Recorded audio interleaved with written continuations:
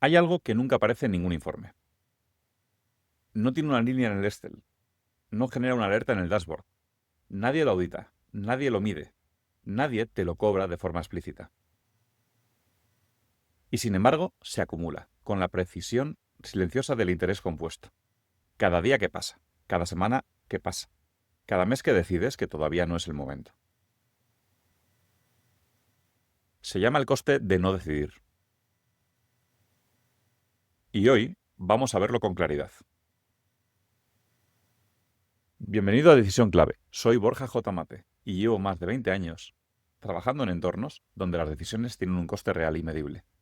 Banca, gestión de carteras de activos y reestructuración de situaciones complejas. Entornos donde aplazar no era una opción neutral, era una elección con consecuencias. Con el tiempo, y específicamente al empezar a trabajar directamente con personas en sus propias decisiones, entendí algo en que los manuales tampoco suele aparecer. El error más caro casi nunca es haber decidido mal. Es no haber decidido a tiempo. Episodio 2. Vamos al fondo. La llamaré Ana. Tiene 44 años. Lleva 16 en el sector financiero. Y hace 3 años y medio llegó a la dirección general de una empresa de un tamaño medio. Una trayectoria sólida, construida con disciplina y criterio. El tipo de persona que cuando hablas con ella transmite exactamente eso, que sabe lo que hace.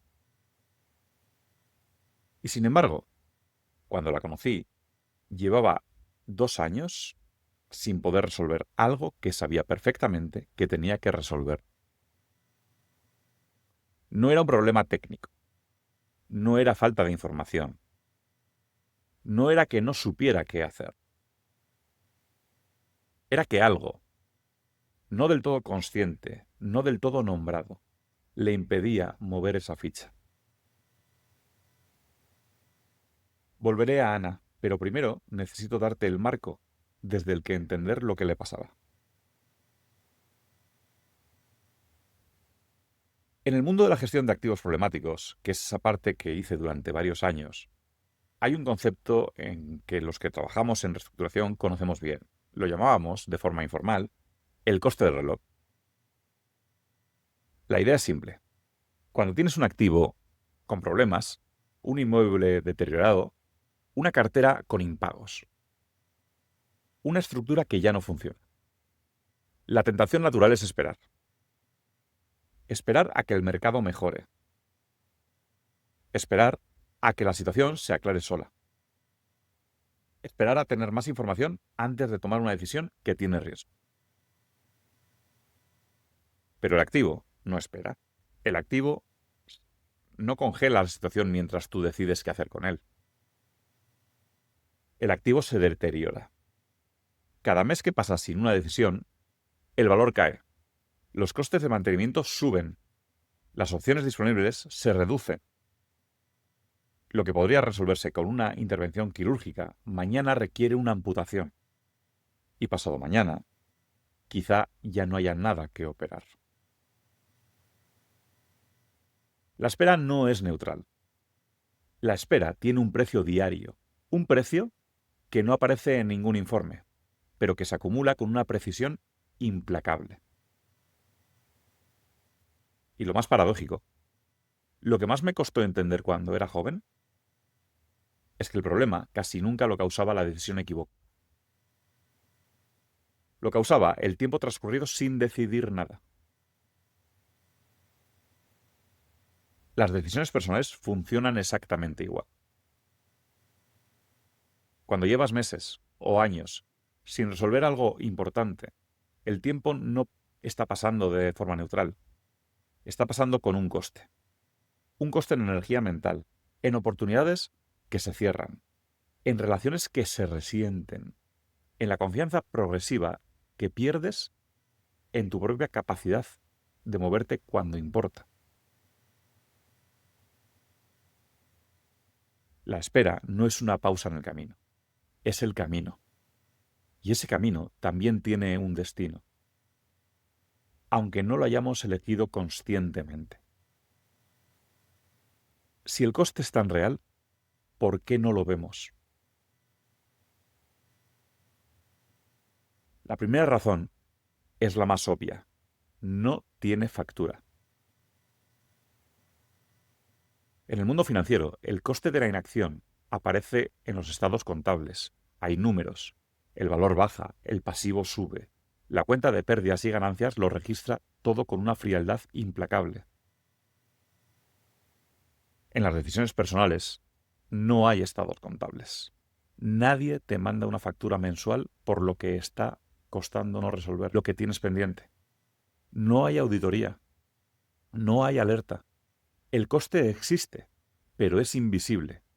Y lo que es invisible no se gestiona. Pero hay una segunda razón, más profunda y más difícil de ver. No solo no vemos el coste, es que construimos una narrativa que lo protege. Estoy siendo responsable. No quiero actuar de forma impulsiva. Necesito más información antes de moverme. El momento todavía no es el adecuado. Todas esas frases suenan razonables, suenan maduras, suenan a alguien que no actúa a la ligera. Y a veces, no siempre, pero a veces, son exactamente eso. Pero otras veces son algo diferente.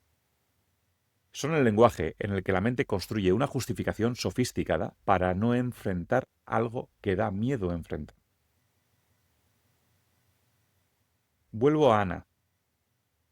Lo que Ana llevaba 2 años sin resolverse no era un problema técnico. Era una conversación. Una conversación con su consejo de administración sobre la dirección estratégica de la empresa. Una conversación que ella sabe que tenía que tener y que llevaba 2 años aplazando con argumentos perfectamente razonables. Siempre había una razón válida para esperar. Siempre.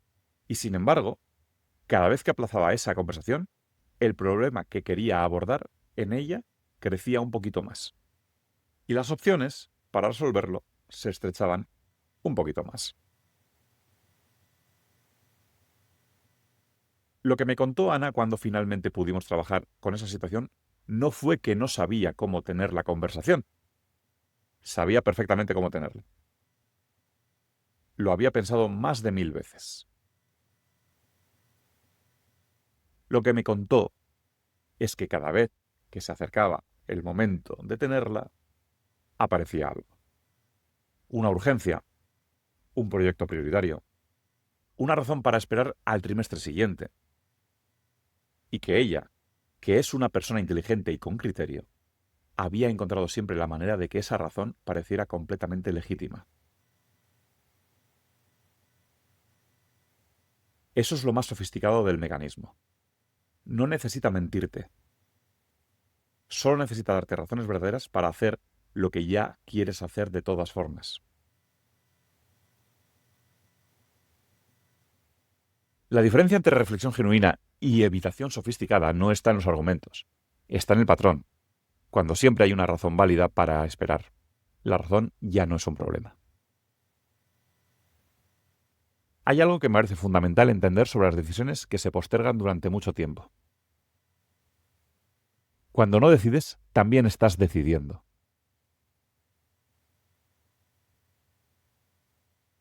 No decidir no es una pausa. No es un estado neutral de espera.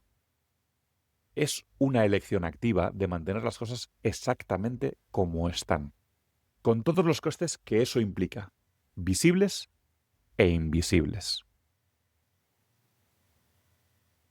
Y lo que más me interesa de esa elección, lo que más cambia las cosas cuando se ve con claridad, es entender qué es lo que realmente se está protegiendo. Porque casi nunca es lo que parece desde fuera. En mi experiencia en reestructuración, una de las cosas que más me sorprendió al principio es cuántos de los problemas que llegaban a nuestra mesa llevaban años sin resolverse. Y casi nunca era porque no hubiera soluciones. casi siempre era porque nadie había querido ser la persona que tomara la decisión difícil. Había un miedo específico detrás de esa parálisis, y no era el miedo a equivocarse. Era el miedo a las consecuencias de acertar.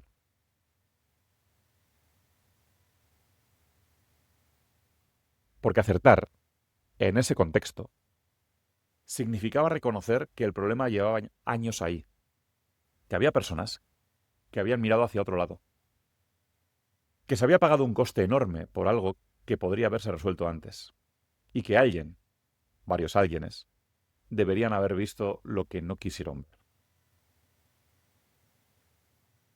Eso era más difícil de sostener que seguir esperando, aunque esperar tuviera un coste creciente. Ana tardó casi 3 meses en poder decirme en voz alta lo que realmente la estaba frenando. No era el miedo a que la conversación saliera mal, era miedo a que saliera bien. Porque si la conversación saliera bien, si finalmente se resolvía lo que llevaba 2 años sin resolverse, tendría que hacerse cargo de algo que no quería ver, que había esperado 2 años más de lo necesario, que ese tiempo había tenido un coste real para la empresa y para ella, y que había una parte de ella que lo había sabido desde el principio. No lo cuento para juzgar a Ana, lo cuento porque es uno de los patrones más comunes que encuentro, y es uno de los más difíciles de ver desde dentro. Muchas veces, lo que bloquea no es la incertidumbre sobre el futuro, es la relación con el pasado, con las decisiones que no se tomaron, con el tiempo que pasó, con la versión de uno mismo que eligió esperar. El bloqueo no suele ser sobre la decisión futura, suele ser sobre lo que revelaría haber esperado tanto tiempo para tomarla. Hay 2 preguntas que uso con frecuencia cuando trabajo con alguien que lleva tiempo en ese punto. No son preguntas sobre qué hacer. Son preguntas sobre el coste. Y son incómodas. Lo advierto porque señalan algo que preferimos no mirar directamente. La primera es esta. ¿Qué te ha costado ya no haberlo resuelto?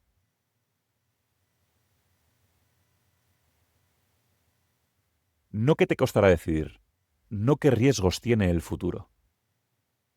¿Qué te ha costado ya, hasta hoy, lo que ya se pagó? Tómate un momento con esta pregunta.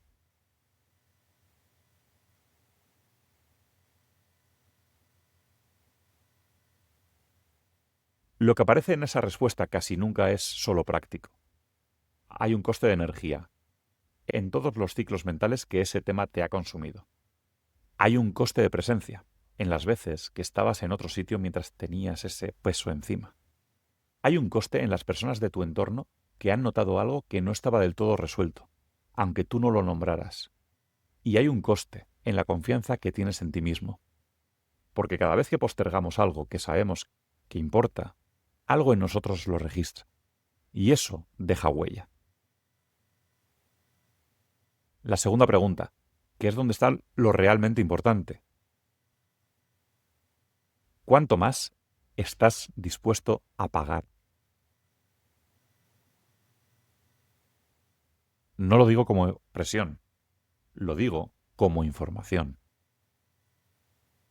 Porque en mi experiencia, tanto en entornos financieros como el trabajo directo con personas, hay un momento en el que el coste acumulado de no decidir se vuelve más visible que el riesgo de decidir. Y en ese momento algo cambia. No dramáticamente, no de golpe, pero cambia. Cuando Ana pudo ver con claridad lo que le había costado ya, en tiempo, en energía, en lo que había pagado la empresa, en lo que había pagado ella, algo se movió. No porque de repente supiera cómo tener la conversación, eso ya lo sabía. Se movió porque ya no podía sostener que esperar era gratuito. La ecuación cambió, y cuando la ecuación cambia lo que antes parecía imposible, a veces empieza a parecer inevitable. La claridad no llega porque de repente tenga más información sobre el futuro. Llega porque de repente puedes ver el coste real del presente. Esto tiene una consecuencia práctica que quiero nombrar antes de cerrar. Si el coste de no decidir es real, y si el coste es invisible porque no tiene factura, entonces una parte fundamental del trabajo es hacerlo visible. No para generar culpa, para generar información. Porque la culpa paraliza, y la información, cuando se puede sostener sin convertirla en juicio, permite moverse. Cuando alguien puede ver con claridad lo que le ha costado ya, en energía, en tiempo, en oportunidades, en quién ha sido mientras tanto, la decisión pendiente deja de ser un problema futuro del que hay que protegerse y se convierte en la salida de un coste presente que ya se está pagando. No se trata de decidir para evitar el riesgo futuro. Se trata de decidir para dejar de pagar un coste que ya está ocurriendo ahora mismo. Ese cambio de perspectiva, de mirar hacia lo que podría salir mal, a mirar hacia lo que ya está saliendo mal, es uno de los más poderosos que conozco. No porque elimine la incertidumbre sobre lo que hay al otro lado. La incertidumbre sobre el futuro no desaparece por ver con más claridad. Pero sí cambia con la ecuación. Pero sí cambia la ecuación. Y cuando cambia la ecuación, lo que antes parecía imposible, a veces empieza a parecer inevitable. Antes de cerrar, 3 cosas. Primera, esta semana publico en Substack el artículo que acompaña a este episodio. Profundiza en algo que por aquí solo he podido esbozar. ¿Cómo identificar el coste real de lo que tienes pendiente? No lo teórico, lo concreto. Lo encuentras en borjajmate.substack.com. El enlace también está en las notas del episodio. Segunda, si en algún momento de este episodio has sentido que hay algo específico rondándote, algo que llevas tiempo sin resolver, puedes escribirme directamente. No para vender nada, para ver si tiene sentido hablar. Me encuentras en LinkedIn como Borja J. Mate o en Instagram como borjajmate.decide.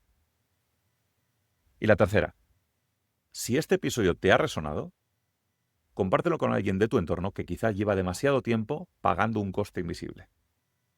A veces, el mejor gesto que puedes hacer por alguien es darle el nombre a algo que ya siente pero que todavía no ha sabido ver.